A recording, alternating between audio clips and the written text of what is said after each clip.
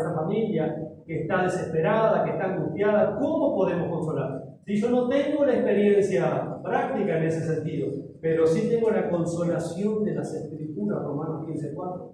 Y con esto, este es el manual del médico del alma, hermanos. Este es el manual, la Escritura. Por eso, una de las premisas de la Reforma fue la sola Escritura, la sola fe, la sola Escritura. Las Escrituras son suficientes. 2 Timoteo 3:16. Toda la Escritura es inspirada por Dios y útil para corregir, para redarguir, para instruir en justicia, a fin que el hombre de Dios esté preparado para toda buena obra. Las Escrituras.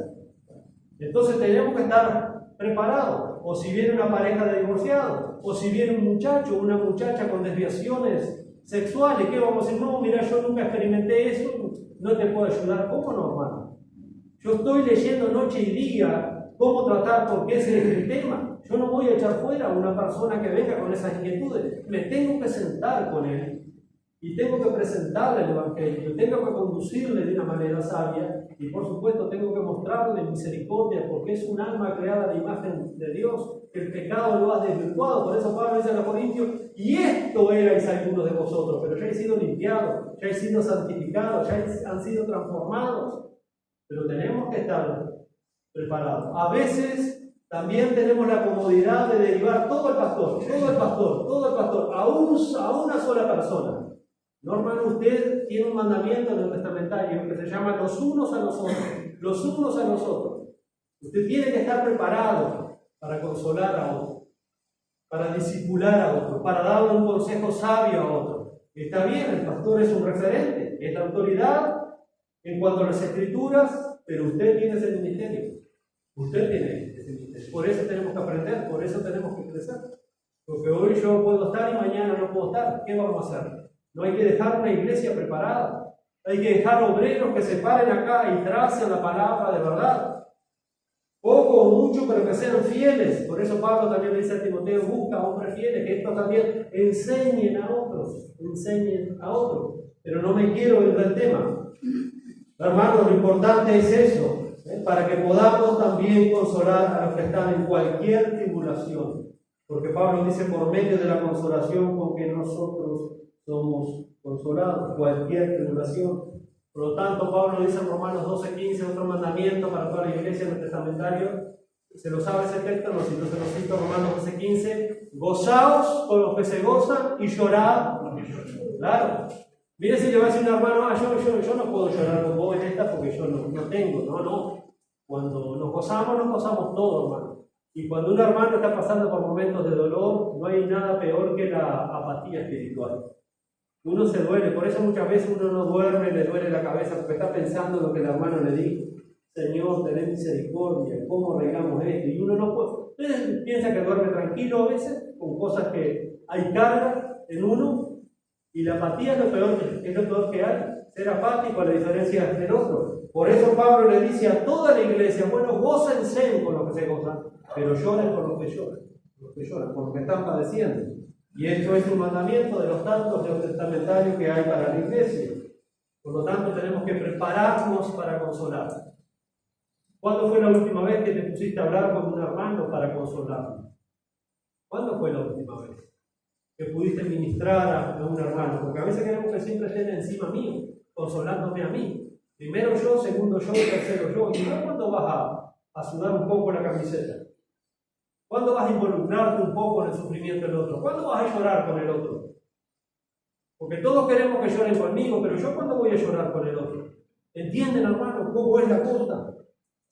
Y por eso tenemos que tratar estos temas, porque Dios nos está apremiando a que maduremos espiritualmente. Yo no quiero que la palabra caiga en saco roto, que la iglesia siga inmadura, que los creyentes sigan en pañales espirituales, que nos ofendamos por cualquier cosa, que nos peleemos por cualquier cosa. ¿Usted quiere quiere eso para su iglesia? Eso es lo que el diablo quiere, pero acá estamos para hacer la voluntad del Señor. Hermano, hay que crecer, hay que madurar, hay que aprender a sufrir, hay que aprender a poner la otra mejilla, hay que aprender a agachar la cabeza, como hemos visto en uno de estos sermones, aprender a ser humilde. La humildad es fundamental para el crecimiento espiritual.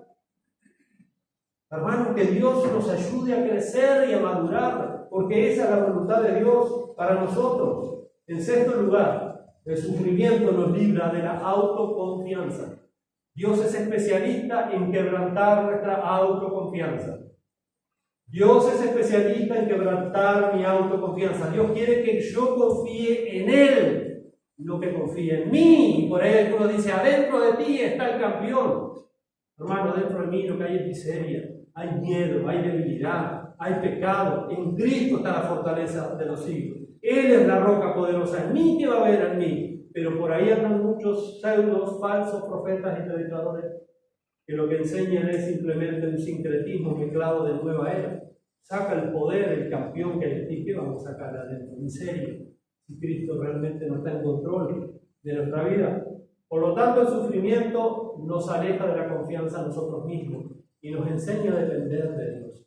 Pablo, bástate mi gracia porque mi poder se perfecciona en tu debilidad. Por tanto, de buena gana me gloriaré, más bien en mis debilidades, para que repose en mí el poder de Cristo, dijo Pablo. Esto no es fácil, hermano. Yo lo puedo decir con facilidad, pero en la práctica usted acuérdese de este sermón. Yo se lo ruego, acuérdese de este mensaje, porque nosotros en la práctica enseguida empezamos a querer a confiar en nosotros mismos, no en Dios. Como Dios no me contesta la oración, entonces le echo mano al plan B. ¿Cuál es el plan B? Mi confianza. Yo voy a salir. Empiezo a manotear los gajos en la orilla del agua y Dios sabe lo que hace, viene y corta todo, me corta todos los gajos y me tira al medio del agua. Para que aprenda a esperar, para que aprenda a confiar en Él. Como le dijo a Israel en Deuteronomio 8:16, para la postre hacerte bien, pero tengo que confiar en el Señor. No en mí. Es muy fácil, hermanos, andar por vista. Lo difícil es andar por fe. Lo difícil es confiar en Dios en una situación que me ha salido de las manos, en una situación que humanamente no tiene solución. Tranquilo, mi hermano. No se desespere, no le eche mano al plan B. No confíe en usted mismo. Segunda a los Corintios. Le voy a citar algo que dijo el apóstol Pablo. Un hombre que estuvo terriblemente, muchas veces en angustias, en aprietos, en tribulaciones, en sufrimiento, ha sido después del Señor Jesucristo a ser uno de los creyentes que más sufrió por el Evangelio en esta tierra. El apóstol Pablo. Será un honor conocer al apóstol Pablo cuando estemos en la tierra restaurada, en el paraíso, y él que nos cuente de primera mano sus vivencias. Qué bendición conocer a Pablo, a Esteban, a Pedro, a David, a Abraham. Bueno, qué bendición será eso.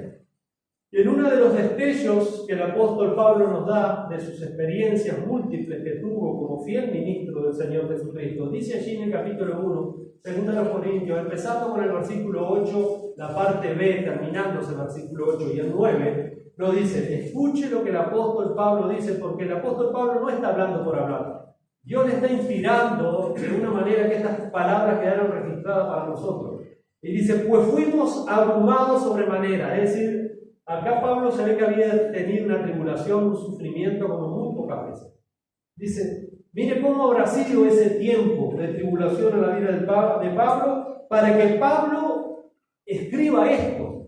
Dice, fuimos abrumados sobremanera más allá de nuestra fuerza, de tal modo había sido aquello que perdimos la esperanza de seguir con vida. Pablo dice, bueno, hasta acá llegó esto, era una situación límite. Pablo mismo había perdido la esperanza.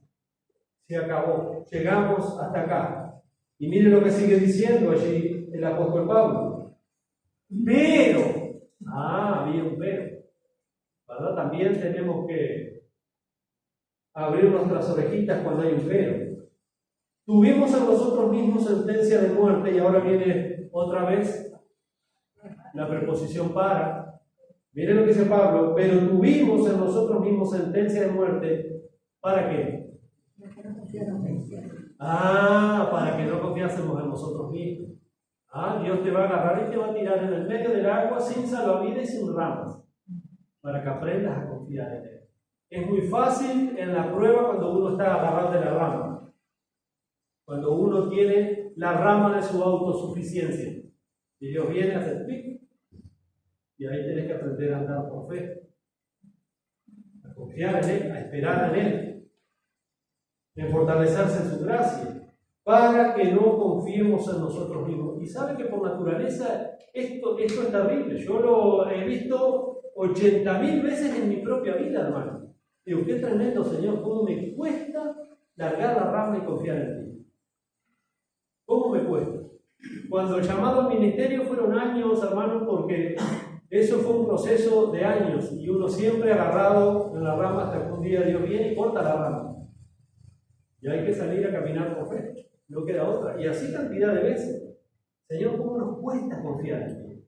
Siempre buscamos el plan B. El plan B es mi autosuficiencia para salir cuanto antes de esa situación. Y no veo lo que Dios está haciendo. Se me han velado los ojos espirituales para que aprendásemos, dice Pablo, a no confiar en nosotros mismos, sino en Dios que resucita a los muertos. ¿Se acuerda cuando Abraham fue a sacrificar a su hijo Isaac? 25 años demoró la promesa para que ese niño llegara, donde Dios le había prometido que por medio de ese descendiente iban a venir las multitudes de Abraham. Y un día Dios le dice, ¿viste tu hijo Isaac? Te vas para el monte Moriah y ahí lo vas a sacrificar. 25 años esperando a ese hijo. Abraham no entendía nada, pero manoteó al muchacho, dice, a sus siervos, y se fue al monte. Juntó leña, hizo la altar, ató a su hijo, y cuando estuvo a punto de matarlo, el Señor le dice que no lo haga porque había sido una prueba. Y el Señor allí proveyó, dice que entre las zarzas había un ternero enredado, lo cual Abraham lo tomó y lo sacrificó. Pero después el escritor a los hebreos nos da el detalle de esa situación. Dice que Abraham estaba dispuesto a sacrificar a su hijo Isaac porque él creía que Dios tenía poder de levantarle de los muertos.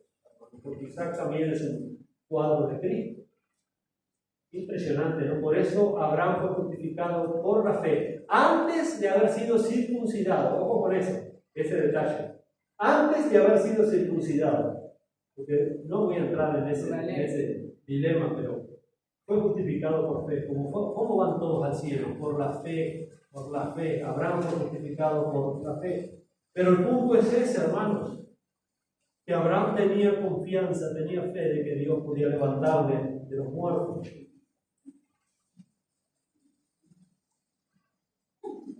Confiar en nosotros mismos, mis hermanos, es un error y un engaño que nos cuesta muy caro. Confiemos en Dios, que Él es galardonador de los que le buscan. Pero confiar en nosotros mismos es una trampa que nos cuesta muy caro. Debemos de confiar en Dios, quien resucita a los muertos.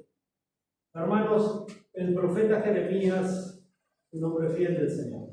El Señor dice algo tremendo por medio del profeta Jeremías, que es un pasaje que me imagino que la mayoría lo conoce, en el capítulo 17, cuando Dios condena la confianza en sí misma del hombre.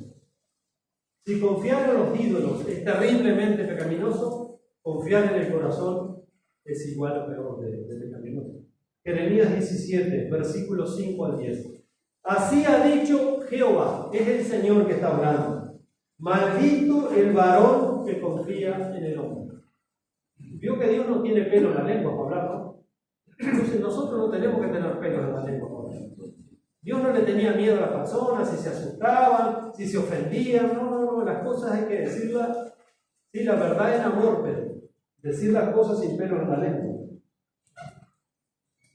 Maldito el varón que confía en el hombre y pone carne por su brazo, y su corazón se aparta de Jehová. Es decir, no confía en el Señor, pero él va ahora en su astucia, en su inteligencia, en su sabiduría, en su fuerza. Él va a confiar en eso, no en el Señor. El Señor se tarda, el Señor no viene, el Señor no me da esto, el Señor no contesta aquello. Entonces pongo mi brazo de carne. Ya no confío en la providencia del Señor, en la gracia, sino que salgo con mis argucias, mis astucias. Versículo 6. Ese hombre que no confía, esa persona que no confía en el Señor, ¿cómo va a ser? Será como la retama en el desierto. Paula, ¿viste una retama en el desierto? No tiene vida, está seca. La lleva el viento para acá y después el viento la lleva para acá. La levanta y después la tira. Y así es el que no confía en el Señor. ¿Ha visto ese tipo de creyentes? Que no confían realmente. Ellos dicen confiar. Son igual que la retama en el desierto. Un día están allá abajo, otro día allá arriba, otro día están allá, otro día están allá. Nunca están estables en el Señor. Porque no han aprendido a confiar en el Señor. Confían en su fuerza, confían en sus posibilidades, confían en su propio corazón. Y eso es de necio, dice el proverbio. El que confía en su propio corazón es necio. ¿Cuántos quieren ser necios? ¿Verdad que no? Entonces no confíe, mi hermano, en su corazón.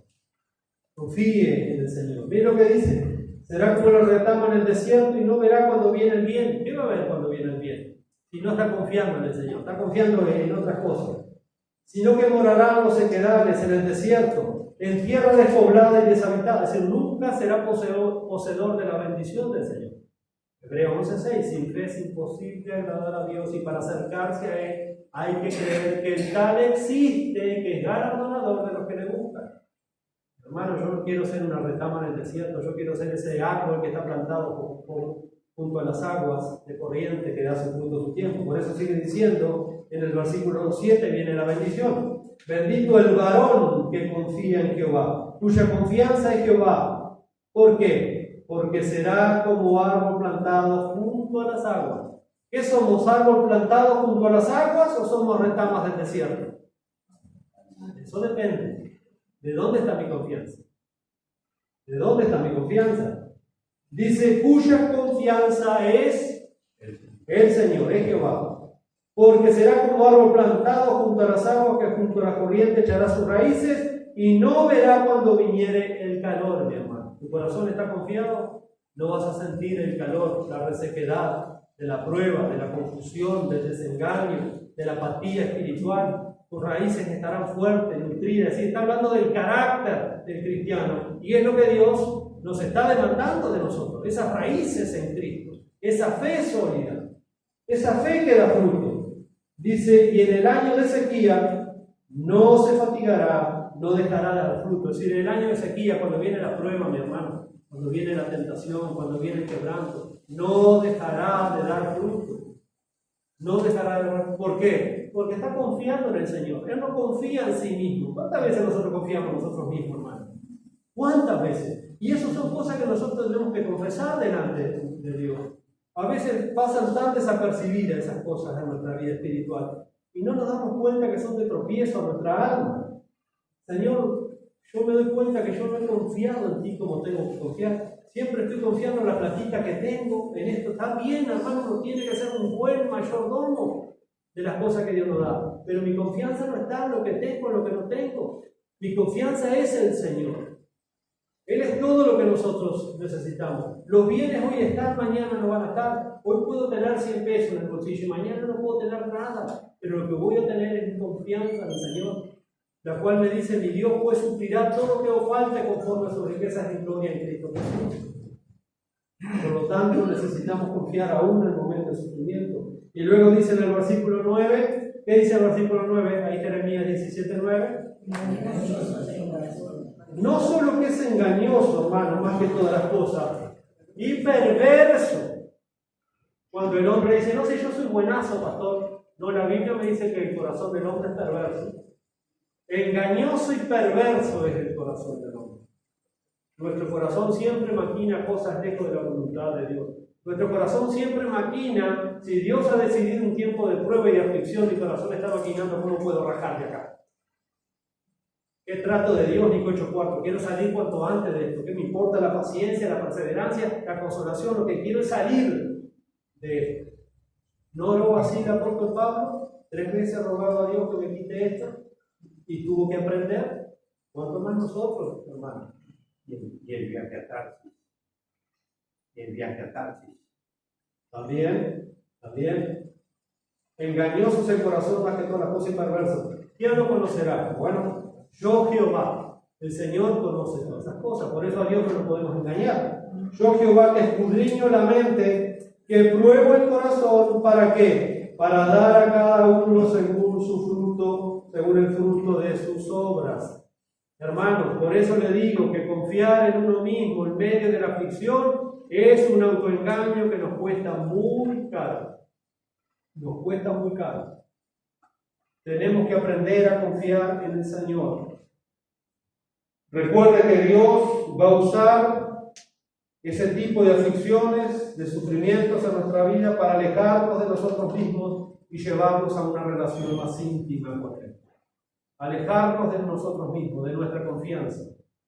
que podamos experimentar una relación más íntima con Él.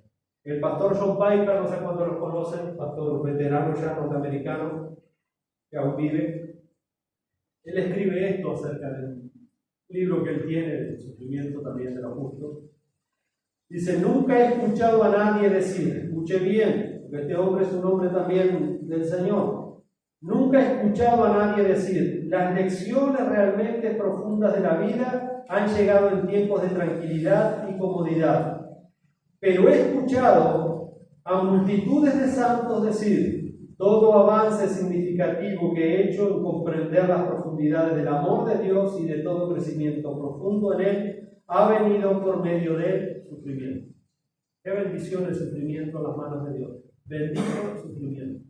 Hermanos, el mundo tiene una cosmovisión del sufrimiento tétrica. Y eso se ha metido, esa cosmovisión del sufrimiento se metió en la iglesia.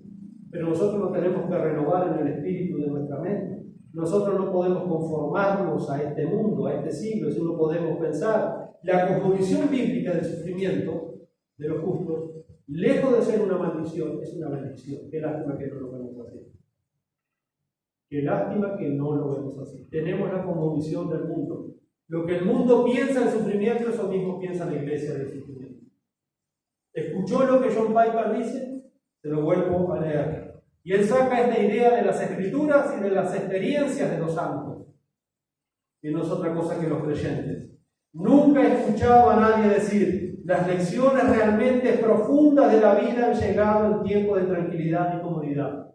Si todo nos va bien, si no tenemos problemas de salud, no tenemos problemas económicos, no tenemos problemas sentimentales, familiares, eso nos mantenga entonces. Nunca vamos a crecer, nunca vamos a madurar, nunca vamos a formar el carácter de Cristo. Cristo aprendió, aún siendo hijo de Dios, ¿cómo aprendió obediencia? ¿Por qué? Por el sufrimiento. Por el sufrimiento. Y luego sigue diciendo Piper, pero he escuchado a multitudes de santos decir, todo avance significativo que he hecho en comprender las profundidades del amor de Dios y todo crecimiento profundo con Él ha venido por medio del sufrimiento. Sin sufrimiento no experimentamos la profundidad del amor de Dios, hermano. No podemos. Por lo tanto, no dispares del sufrimiento. La cultura hedonista es muy difícil de sacársela de encima. La cultura hedonista dice, comamos y bebamos porque la vida es corta y mañana moriremos. Disfrutemos de la vida, ¿sí? Disfrutemos de la vida. ¿Quién dijo esa vida? Cristo, hermano, es la vida. Sin Cristo tenemos una existencia miserable, pero no vivimos. La vida se disfruta con Cristo. Aún en las peores penurias, si Cristo está conmigo, estoy disfrutando de la vida. El mundo no me puede dar lo que no tiene. El mundo no te puede dar lo que no tiene, mi hermano. Abre bien los ojos, empieza a caminar por fe. Hermano, mi oración es esa también, que el Señor nos dé, conforme a la riqueza de su gloria, ser fortalecidos con poder en el hombre interior, con sabiduría, con entendimiento, con discernimiento.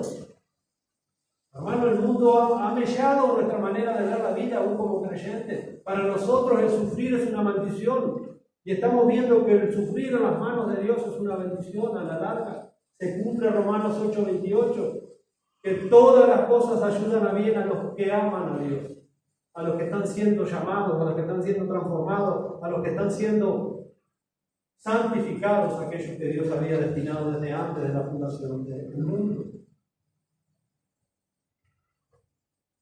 El sufrimiento es incómodo, es cierto. El sufrimiento es incómodo porque no estamos nosotros en control. Si nosotros estuviéramos en control del sufrimiento, apretaríamos un control remoto, ni bien viéramos el sufrimiento y ¡pum! Nadie pasaría, nadie experimentaría eso. Y eso es lo incómodo del sufrimiento, que a mí se me van las cosas de las manos. Dios hace que yo tenga que depender de Él sí o sí. Si nosotros estuviéramos en control en el sufrimiento, sería patético, sería caótico. Por eso, un tiempo de sufrimiento es incómodo, es difícil. Queremos llegar al otro lado lo más rápido posible para que podamos estar cómodos en nuestro estado de confort de nuevo. Lo más antes posible queremos llegar y estar en nuestra posición de comodidad. El sufrimiento nos obliga a caminar por fe Y eso es realmente difícil. Andar por los sentidos naturales es facilísimo, pero el caminar por fe en medio del sufrimiento es difícil, y a eso estamos llamados. Es justo por la fe vivirá. A caminar por fe, aun cuando no entienda por qué Dios me está haciendo pasar por esto.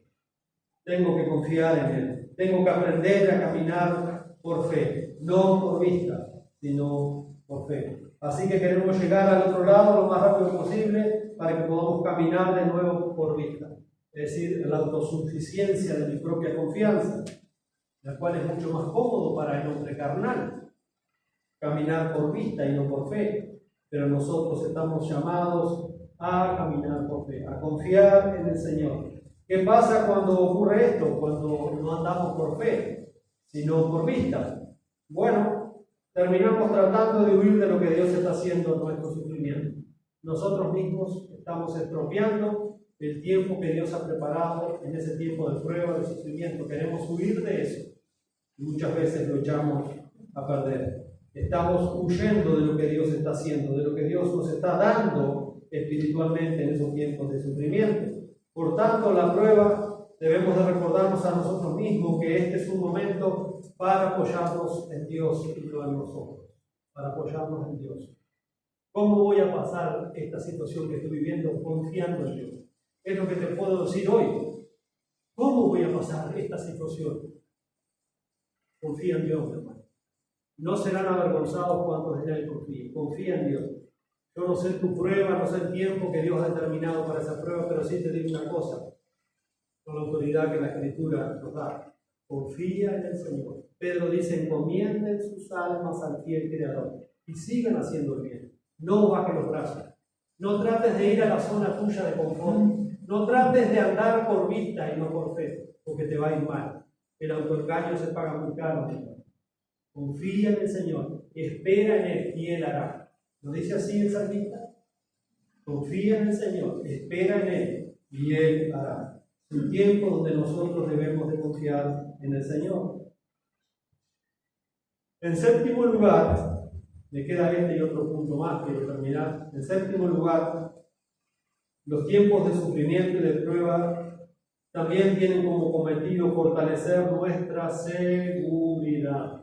No debilitarnos, sino fortalecernos. Y este propósito quizás pueda resultar a primera vista medio raro, ya que nuestra inclinación puede ser pensar que el sufrimiento amenazaría nuestra confianza en Cristo.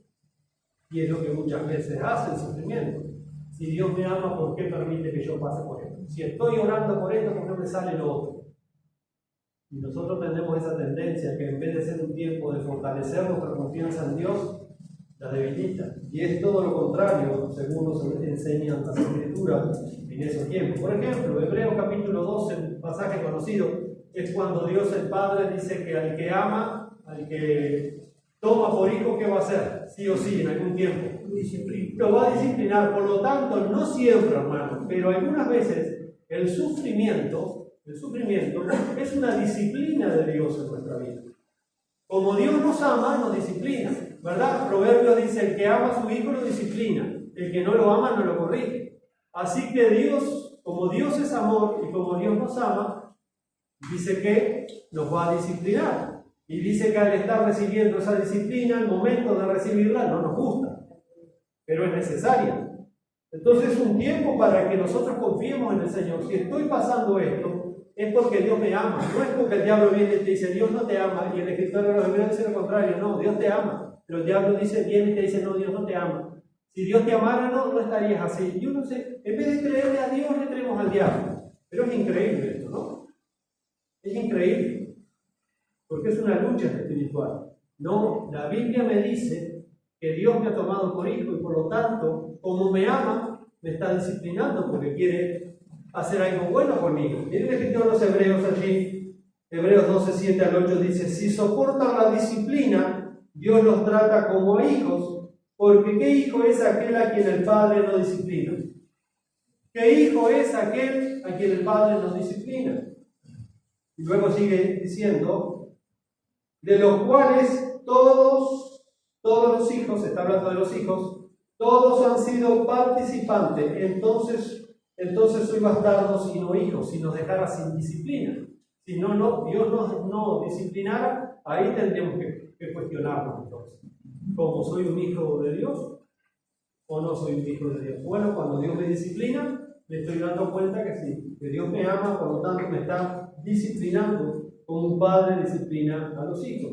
Ahora, no siempre, hermano, no siempre la disciplina es un tiempo de sufrimiento, pero a veces sí, puede ser un momento de sufrimiento que Dios nos está disciplinando a ser más centrados por las cosas del Señor, a no ser tan apáticos a las cosas del Señor, a no ser tan rebeldes a las cosas del Señor, y Dios nos tiene que llamar la atención, Dios nos disciplina. Usted le dice a su nene chico, mira, no vayas por ahí, no toques eso, o no metas el dedo, el famoso dedo en el enchufe, y bueno, le dice 1, 2, 3 veces, y hasta que el nene va y mete los dedos del enchufe. Entonces el padre va a tener que disciplinar. Si lo ama, pues la próxima vez va a quedar pegado el niño ahí. Y los padres no quieren que el niño quede pegado en el enchufe. Por eso le va a pegar en la mano, un chachá, en la cola, lo va a disciplinar. Y así somos nosotros. Muchas veces Dios nos dice, no metas los dedos en el enchufe, va a quedar pegado. Y allá vamos nosotros, derecho con los dedos en el enchufe. Y Dios nos tiene que disciplinar. Pero gracias a Dios por esa disciplina. Bendita disciplina de nuestro Padre Celestial, somos sus hijos. Por lo tanto, es una bendición. El Padre Celestial nos está disciplinando porque nos ama. Ahora, una señal de verdadera conversión no es que hayamos hecho una oración, o que hayamos pasado al frente alguna vez en alguna campaña evangelística, sino la verdadera señal de un verdadero creyente que ha sido convertido es la perseverancia. Jesús dijo: el que persevera hasta el fin, ese será salvo. El verdadero salvo tiene esa perseverancia. Eso es lo que los reformadores también hicieron una premisa: la perseverancia de los santos. ¿Por qué el santo persevera hasta el final? Bueno, porque Dios le preserva hasta el final. El verdadero santo llega al final, persevera hasta el final, porque Dios le preserva hasta el final. Por eso está ese punto de la reforma, la perseverancia de los santos. El que dice que es un hijo de Dios y persevera 1 año y después se pierde, o persevera 10 años y después se pierde, o persevera 50 años y después se pierde, ese nunca fue un hijo de Dios. Ese tuvo una fe falsa. El verdadero cristiano persevera. ¿Y dónde se ve esa perseverancia? Cuando las cosas se ponen pata para arriba. Cuando el viento se nos pone desde la puerta. Ahí se ven los pingos. En la cancha se ven los jinetes. En el palenque se ven los potros. Y en la perseverancia se ven los verdaderos cristianos. Entonces, el que persevera, ese es un verdadero salvo. Ese ha nacido de nuevo. El que no persevera, el que se queda por el camino, no perdió nada porque nunca tuvo nada. Eso es lo que enseña, por ejemplo, la parábola del sembrador. ¿Se acuerdan? Lucas capítulo 8, versículo 13. Miren lo que pasó con aquellos que cayeron en los pedregales. Dice: los que cayeron sobre las piedras son los que al oír la palabra la reciben con gozo. ¡Ay, qué bendición el culto! ¡Qué bendición la campaña evangelística! ¡Gloria a Dios! ¡Aleluya! ¡Qué precioso! Pero el entusiasmo se va al otro día. El entusiasmo se va mañana. Lo que tiene que quedar son mis convicciones.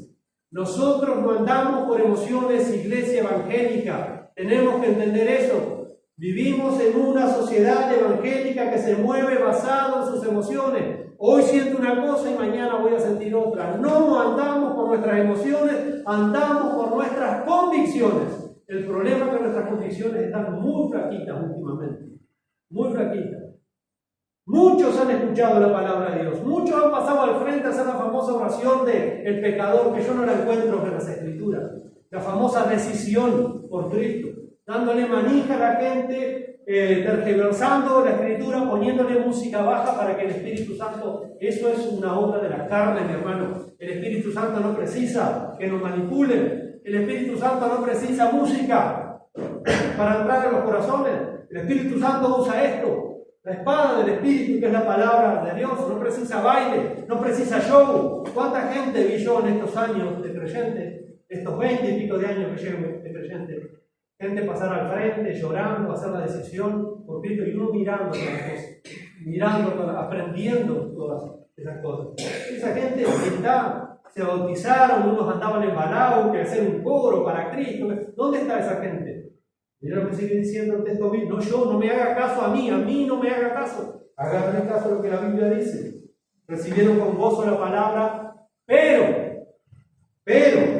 como no tienen raíz, escuchen lo que dicen, nunca tuvieron raíz, nunca tuvieron una fe generada por el Espíritu de Dios. Nunca tuvieron el don de la fe para creer realmente en Cristo. Nunca tuvieron esa fe salvífica. Fue algo superficial, fue algo de la carne, fue algo de las emociones, fue algo superficial. No tenían raíz. Creen por algún tiempo, y acá algún tiempo puede ser un día, 6 meses, 60 años, 80 años, pero si usted después se aparta, usted no fue salvo. El verdadero salvo es un hijo de Dios para siempre. Dice que nada ni nadie nos puede separar del amor de Dios que es en Cristo Jesús. Nada, un verdadero salvo. Nadie nos puede arrebatar de la mano de mi Padre. Los salvos, nadie, el diablo no puede arrebatar de las almas a Cristo. Esos son verdaderos. Esos son pseudos cristianos, aquellos que parecen que son y no son cristianos. Dice, por algún tiempo habían creído, pero al llegar la prueba, si te he visto no me acuerdo. No, si este es el precio que tengo que pagar por ser cristiano, entonces no. Entonces me voy para la nueva era. Entonces me voy a practicar el Reiki. Entonces me voy a escuchar las cartas de tarot. Tendrán comezón de oír. Se amontonarán maestros conforme a sus propias concupiscencias y le arrascarán el oído con mentiras, con doctrinas de demonios, dice Pablo a Timoteo, con doctrinas de demonios. Por lo tanto, la perseverancia, hermanos, la perseverancia es el signo número 1 de que somos verdaderos creyentes, y aún cuando estamos en tribulación. El sufrimiento, hermanos, pone a prueba lo genuino de nuestra fe. El sufrimiento, pensar que fulano parecía un verdadero creyente. No está perseverando, yo lo lamento mucho. No es cristiano. No hace nada por perseverar, lo lamento mucho. No es un cristiano. Hermano, y qué terrible ser engañado pensando que soy lo que nunca he sido. Eso es terrible. ¿Cuánta gente está engañada así? Gente que dice ser creyente y no está perseverando. ¿Cómo es? ¿Cómo es el asunto? Si no está perseverando, una de las indicaciones de que somos creyentes es la perseverancia, aun cuando se me pone temporal en la puerta. Cuando sigo perseverando, ese es un signo de que realmente soy un verdadero creyente. Por lo tanto, el sufrimiento va a poner a prueba lo genuino de nuestra fe. Va a dar evidencia de si nuestra fe es real o es falsa.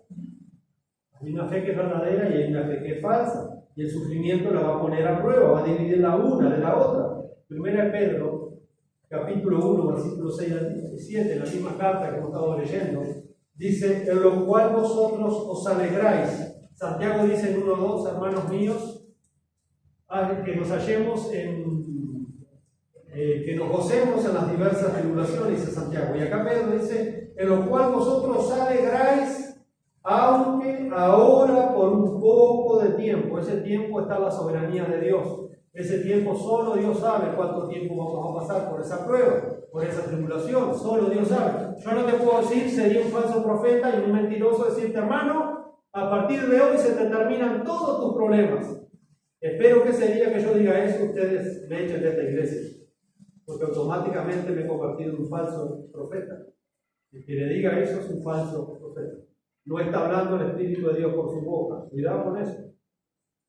Dice el apóstol Pedro, en lo cual vosotros alegráis, aunque ahora por un poco de tiempo, si es necesario. ¿Quién determina si es necesario o no? Dios lo determina. No es que vos le vas a determinar, mira, hermano Martín, me parece que vos tenés que pasar por un tiempo de sufrimiento. Eso lo determina Dios, hermano. Eso lo determina Dios. Si es necesario, dice. Nadie puede decirle al otro, es necesario. Eso es otra soberanía del Señor. Y dice, si es necesario, tengan que padecer por un poco de tiempo diversas pruebas. Y otra vez tenemos la cláusula de propósito. ¿Para qué? Para llorar y patalear y decirle a Dios, ¿por qué, Señor? Para que sometida a prueba vuestra fe. ¿Usted cree que Dios es tonto, hermano? ¿Que Dios se cree de todo lo que le dicen Señor, Señor? Mateo 7:21 es el texto más aterrador de todo el Nuevo Testamento. Señor, Señor, en tu nombre hicimos esto, en tu nombre hicimos aquello. Nunca, lo dijo, no, yo te conocí por 6 meses, por un año, no. Nunca fueron de Cristo. le llamaban Señor, hacían campañas evangelísticas, tenían no sé qué eventos para Cristo, echaban fuera demonios en el nombre de Cristo y el Señor le dice, nunca os conocí, nunca fueron mis ovejas, nunca, porque mis ovejas están selladas, tienen un sello, tienen una garantía, tienen un arra, que es el Espíritu Santo.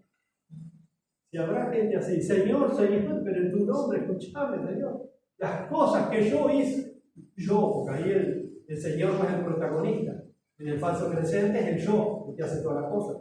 Y el Señor les dice, yo nunca os conocí, apartaos de mí, hacedores de maldad. Hacedores de maldad. Que es terrible, hermano. Y bueno, Pedro nos dice que hay un propósito especial acá de Dios para que sometida a prueba nuestra fe, que es mucho más preciosa que el oro, el cual, aunque perecedero, se prueba con fuego. Está hablando del oro que perece, es material. Dice, mucho más preciosa que el oro, el cual, aunque perecedero, se prueba con fuego, sea hallada en alabanza, gloria y honra cuando se manifieste Jesucristo. Cuando sea manifestado Jesucristo. Él va a alabar nuestra fe. Él va a decir, buen siervo y fiel, sobre poco fuiste fiel, sobre mucho te pondré, entra al reposo de tu Señor. Pero muchos van a quedar pateando el tarro, enojados. Señor, Señor, no hicimos esto, no hicimos lo otro. Nunca te conocí. Ay, hermanos queridos. Y en octavo lugar, terminando, el sufrimiento tiene un fin sublime, que es glorificar a Dios. En medio del sufrimiento debo de glorificar a Dios, no deshonrar a Dios, hermanos. No cuestionar el amor de Dios, no cuestionar la sabiduría de Dios, sino es mantenerme fiel a Dios, a pesar de que no entienda por qué estoy pasando, por qué estoy pasando. Entonces, ¿cómo se glorifica a Dios en nuestro sufrimiento? Bueno, cuando todas las aparentes ventajas de seguir a Cristo desaparecen y todo lo que nos queda es la promesa de la persecución. Pero aún así, el cristiano escoge seguir a Cristo. Cuando lo único que nos dice el Señor es que vamos a tener aflicción, que nos van a perseguir, que nos van a odiar, que el mundo nos va a maltratar, y aún así escoger seguir a Cristo. ¿Verdad que cantamos un tema decidido seguir a Cristo, no vuelvo atrás, no vuelvo atrás? Eso lo escribió un hindú que se convirtió y en la tribu lo amenazaron, que tenían que negar a Cristo, si no mataban a toda la familia. Y bueno, al otro día se presentaron en la aldea, en el pueblo, y empezaron a matar a sus hijos. Y luego mataron a su esposa, y este hombre empezó a cantar, he decidido seguir a Cristo, no vuelvo atrás, no vuelvo atrás. Glorificó a Dios. Y eso hicieron los santos del Antiguo Testamento, eso hicieron los santos del Nuevo Testamento, eso hicieron los santos del siglo I, del siglo II, del siglo III, cuando les ponían un cuero de animal y lo soltaban y le echaban 8 o 10 perros de presa atrás y lo soltaban en los campos y hacían cacerías humanas con los cristianos, y los perros los destrozaban vivos, otros eran quemados por la familia, otros eran lanzados al circo romano. Y sin embargo ellos glorificaron a Dios, porque lo único que tenían era la esperanza de la resurrección. Lo único que tenían era la promesa del Señor en el siguiente. Y muchos de los verdugos, viendo aquello, se convirtieron a Cristo. ¿Cómo puede ser que esta gente que está siendo masacrada, algunos morían peor que los perros de la calle, hermano? Qué impresionante, ¿no? Muchos cristianos murieron peor que los perros de la calle, y sin embargo glorificaron a Dios. Cuanto más era el sufrimiento, ellos más glorificaban a Dios. Habían escogido a Cristo porque sabían que Cristo valía más que todas las cosas que este mundo tenía a darle. Por lo tanto, ellos glorificaron a Dios. Vimos el tema, me parece que fue el otro domingo o el otro, Esteban, cuando con su muerte también glorificó a Dios. Entonces estamos llamados a glorificar a Dios.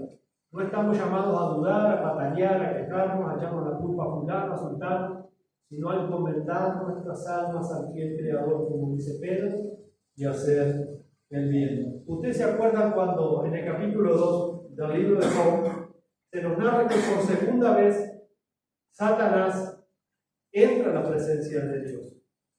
Y bueno, y Dios interroga a Satanás de dónde venía, y Satanás dice de andar por la tierra y de rodearla, y Dios enseguida le dice, la segunda vez Jacob había hecho estragos en la vida, Satanás había hecho estragos en la vida de Job. Dice, ¿no has considerado a mi siervo Job, varón perfecto y recto, temeroso de Dios? No hay otro tan justo como él en la tierra.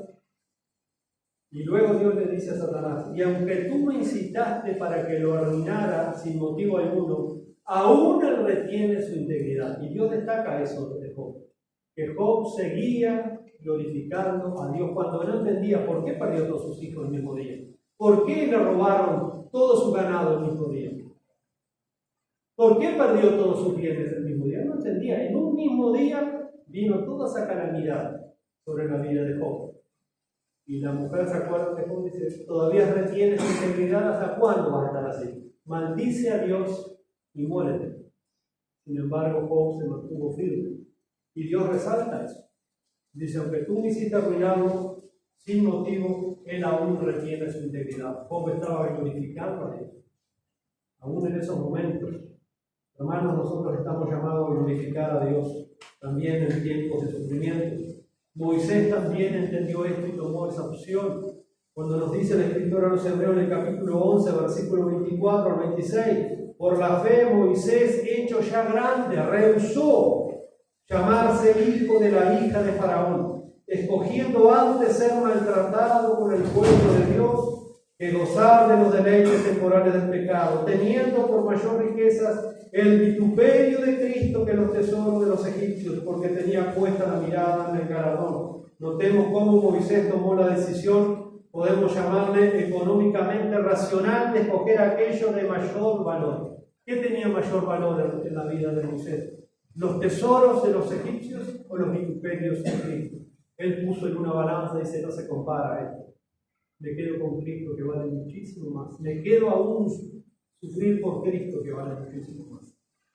Honró y glorificó a Dios también en el sufrimiento. Razón por la cual el apóstol Pedro nos recuerda que debemos estar siempre preparados para presentar defensa con mansedumbre y reverencia ante todos los demás de razón de la esperanza que hay en vosotros. 1 Pedro 3:15. Tenemos que estar preparados. ¿Qué pasa? Cuando pasa una calamidad, están los parientes, los vecinos que no son cristianos. ¿Y dónde está tu Dios? Pasás a la iglesia y ¿dónde está tu Dios? ¿Usted está preparado para dar razón de su fe, de su esperanza? Porque mire que los enemigos del Evangelio se nos vienen como la mosca a la miel. ¿Y tu Dios dónde está? Tan cristiano que soy, mira, ¿por qué te hace esto tu Dios? Hermanos, y si nosotros glorificamos a Dios, ellos van a empezar a ver otras cosas en nosotros cuando glorificamos a Dios. Por eso tenemos que estar preparados, como dice Pedro, con reverencia, con mansedumbre, a testificarle del Señor Jesucristo, aun cuando estemos pasando por momentos de dificultad. Cuando Pedro escribe eso, hermanos, los lectores de aquella iglesia estaban sufriendo y mucho, y sabía que cuando el mundo ve a alguien sufrir y aún así mantener la esperanza y su fidelidad a Cristo, habrá un montón de preguntas para los incrédulos. ¿Y cómo puede esta persona seguir amando a Dios? Cuando perdió a su esposo, su esposa, sus hijos, su trabajo, cuando enfermó de esto, de aquello, ¿cómo pueden seguir manteniendo su fidelidad? El mundo se empieza a preguntar esto, se empieza a cuestionar, ¿de dónde sacan esta fe, esta esperanza, esta fortaleza, esta gente? Se empiezan a preguntar muchas cosas. La única respuesta es que nuestra esperanza no está finalmente en lo que este mundo tiene para darnos, para ofrecernos, sino en Dios. Él es nuestra recompensa, como dice Hebreos 11:6. Él es nuestra herencia, como dice 1 Pedro 3:4. Vale mucho más que todo lo que el mundo tiene para darnos. Hermano, usted pone a Cristo en un plato y pone todo lo que el mundo tiene para darnos en el otro plato, jamás se va a mover esta balanza. Cristo vale más, vale más, vale más, vale más. Tenemos que valorarlo, tenemos que conocer el valor de Cristo. Por eso tenemos que estar arraigados y cimentados en su amor, crecer, experimentar el amor de nuestro Señor Jesucristo. El Salmo 73, ¿de quién es? ¿Se acuerda quién escribió el Salmo 73? Usted. Asaf. El salmista, Asaf, y dice que él casi se desliza en sus pies porque miraba cómo el otro prosperaba y y como yo que soy hijo de Dios, el otro impío anda con 4x4, no tiene ningún problema, le va bien, y yo que dominguero voy con la Biblia, a la oración, al culto, no tengo ni para comer, a veces juntando las monedas, y dice Asaf, y casi se deslizan mis pies. Pero mira la conclusión que llega Asaf, muy rápido porque ya quiero ir terminando. En el versículo 25 y 26, él puso todo eso en la balanza, y es lo que tenemos que hacer nosotros. Y dice allí en el versículo 25 y 26, ¿a quién tengo yo en los cielos sino a ti? Y fuera de ti nada deseo en la tierra. Mi carne y mi corazón te fallecen, mas la roca de mi corazón y mi porción es Dios para siempre. Él se dio cuenta, hasta que entrando a la presencia del Señor, entrando al santuario del Señor, dice Asaf, comprendí que no hay comparación. Cristo vale mucho más de todas las cosas. Para ir concluyendo, hermanos, aunque la respuesta de la Biblia al sufrimiento es principalmente una de fe, más que una de entendimiento, no estamos llamados a entender, sino a confiar en Dios, a creer en Dios. La Biblia sí nos da muchos, pero muchos ejemplos de cómo Dios obra a través del sufrimiento. Los propósitos de Dios para el sufrimiento, y es lo que hemos visto. Por lo tanto, mi hermano, debemos evitar el peligro de andar buscando explicaciones. Debemos evitar el peligro de demandar a Dios que nos explique por qué está haciendo lo que está haciendo. Eso es sumamente peligroso y siempre estamos tentados a hacer eso en tiempos de prueba. Recordemos que nuestra falta de entendimiento no es de ninguna manera una razón para no confiar en el Señor. Todo lo contrario. Miren lo que escribió Salomón en Proverbios capítulo 3, versículos 5 al 6. Fíate de Jehová de todo tu corazón. Confía en el Señor con todo tu corazón y no te apoyes en tu propia prudencia. Cuando nosotros empezamos a preguntarnos, a cuestionarnos, no te apoyes en tu propia prudencia. Hemos visto eso, hermanos, la autoconfianza se paga muy caro. Sigue diciendo Salomón, reconócelo en todos tus caminos y Él enderezará tus veredas. Podemos confiar en Dios porque Él ha revelado quién es, no porque explique cada detalle de lo que está haciendo en nuestra vida.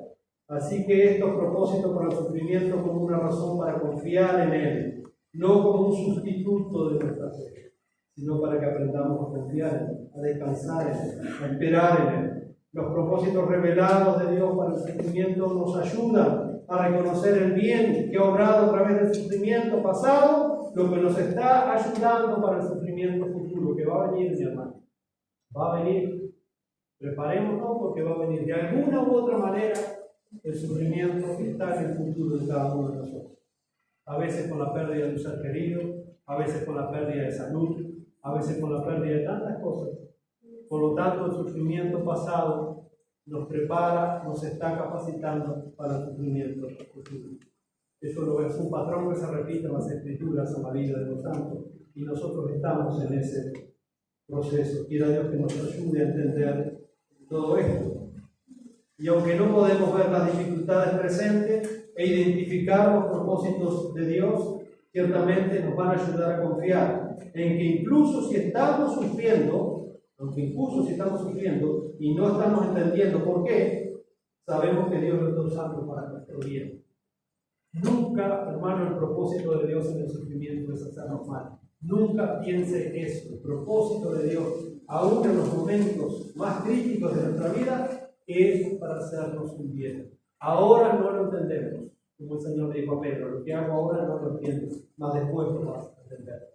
Pero nunca cuestionen el sufrimiento, la bondad de Dios, el control de Dios, la misericordia de Dios, el poder de Dios. Hermanos, como dijo Pedro, si estamos sufriendo por causa de la voluntad de Dios, encomendemos nuestras almas al fiel Creador y sigamos haciendo el bien. Oremos, mis hermanos. Padre, te damos gracias por tu palabra en esta hora.